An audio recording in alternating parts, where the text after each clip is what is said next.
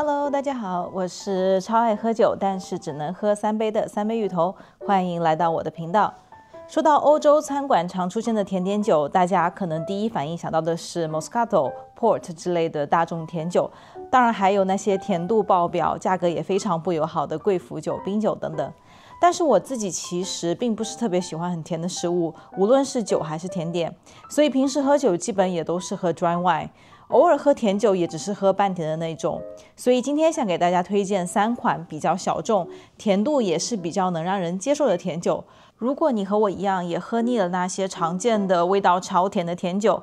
那有機會也可以試試這3款酒，我會按照甜度從半甜到甜依次介紹哦。第一款想介紹的酒是來自法國阿爾薩斯的 Gewürztraminer。Gewürztraminer 中文叫瓊瑤漿，應該算是我剛開始喝葡萄酒時非常喜歡的一個品類。年輕的時候覺得乾型酒真是又酸又澀，不理解為什麼那麼多人會喜歡喝。現在想來當然是啪啪打臉啦，因為現在我也非常喜歡喝乾型酒。但是在我剛接觸葡萄酒的時候， Gewürztraminer 是為數不多讓我覺得第一次喝也非常好喝的一款酒。現在回想其原因，是因為酒本身自帶的強烈香氣和甜味，可以讓只喜歡喝果汁不喜歡喝酒的人也能快速喜歡上。OK， 現在讓我們的侍酒師來開一下酒。謝謝。那這瓶我推薦的瓊瑤漿是一瓶半乾型的葡萄酒，來自法國的阿爾薩斯地區，也是瓊瑤漿最著名的產區之一。這種葡萄本身甜度很高，所以晚熟的葡萄也可以被釀造成甜型酒。我自己是比較喜歡半乾型的瓊瑤漿。那我們來看一下它的顏色。大家可以看到這個酒的顏色是偏金黃色的，這是因為這種葡萄成熟之後其實是粉色偏紅色的，所以這種酒的顏色總體而言是偏深的。那我們來聞一下味道啊，聞起來是一種很濃郁的熱帶水果香氣，還有一些辛香料的一個味道。那我們來嘗一下，它入口時可以感受到瓊瑤漿特有的那種荔枝和玫瑰的香氣，非常容易入口，甜味也是恰到好處，基本感受不到葡萄酒的那種酸澀的感覺，但是也不會讓人覺得甜得很突兀，就是甜到嗓子眼的那種，只覺得和這個熱帶水果的香氣搭配得非常相得益彰，喝起來其實非常爽口，讓人真的是忍不住一杯接一杯。所以這款酒非常適合不喜歡葡萄酒的酸澀口感，但是很想嘗試葡萄酒的小夥伴。如果你很喜歡喝香氣十足的果汁，那你也一定會喜歡這款小甜酒。那第二款想給大家介紹的半甜酒呢，也是來自法國的阿爾薩斯地區。這一款是 Pinot Gris 的半甜酒，那中文是叫灰皮諾。甜度其實是跟第一款的瓊瑤漿差不多，但是這款的酒體呢會更厚重一些，味道也更複雜。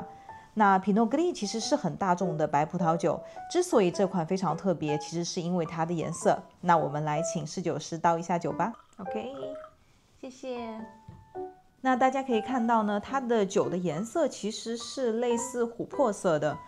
那之前呢，我去荷蘭烏特勒支很著名的法餐廳吃飯的時候，點的 wine pairing 裡面也是有類似的一款酒，只不過那個是來自德國的灰皮諾，那這款它是來自法國的灰皮諾。侍酒師當時介紹的就是這款是白葡萄酒，但是帶了一些顏色。還沒看那個 vlog 小夥伴可以去看看哦。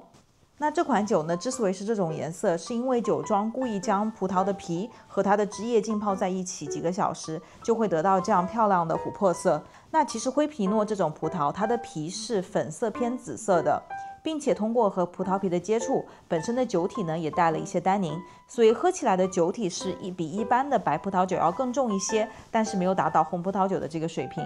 那這個酒莊呢，是法國阿爾薩斯地區的一個很小的家族酒莊，之前也介紹過他們家的半甜的 Muscat。他們家的酒呢，主要是以各類經典的白葡萄酒為主，比如說像 Riesling 啊、Muscat 啊之類的。那這款呢，算是他們今年的一個小創新。他們自己這款酒的介紹裡也寫了 Completely Crazy， 所以也算是他們的一個小實驗。那我也是他們酒莊的常年的回頭客了，所以看到這樣的一款新酒，怎麼能不入手呢？那大家如果想知道更多我和這個酒莊的故事，可以去看我上個介紹夏日白葡萄酒的視頻哦。那我們來聞一下它的香味。它的香味其實是非常內斂的，聞起來是帶有一些乾果啊、陳皮啊這樣的味道，還帶了一些淡淡的花香和一點點辛香料的味道。那我們來嘗嘗它的味道。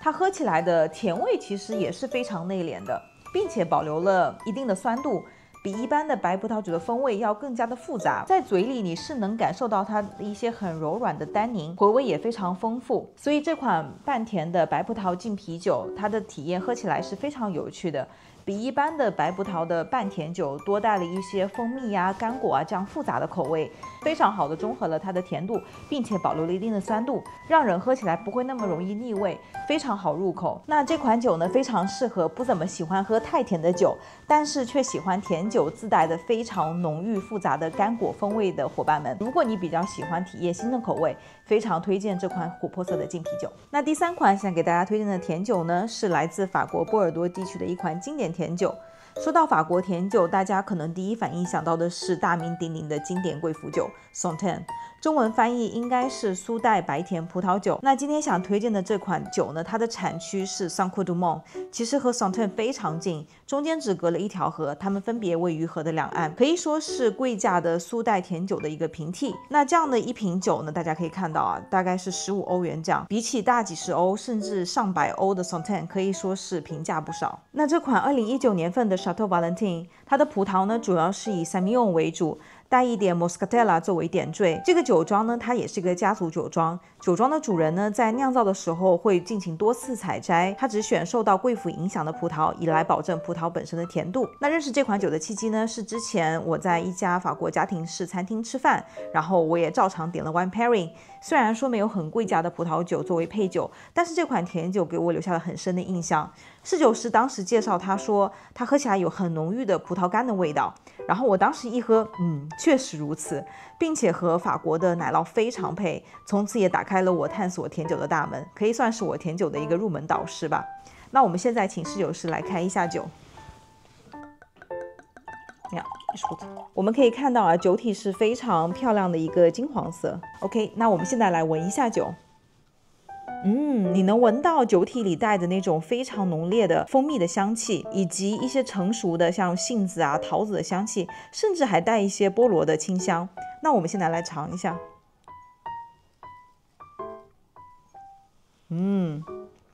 一入口就是有非常明顯的蜂蜜啊、葡萄乾啊、果乾那種香氣，酒體非常的飽滿圓潤。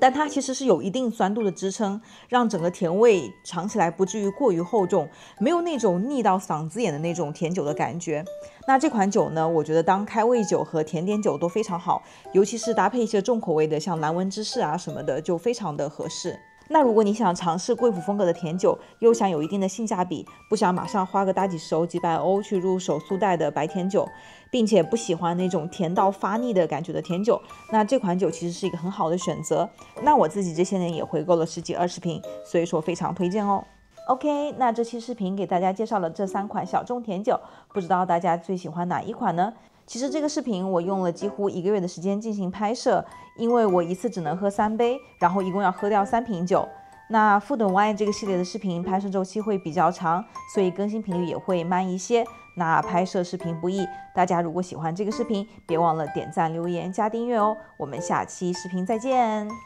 拜拜。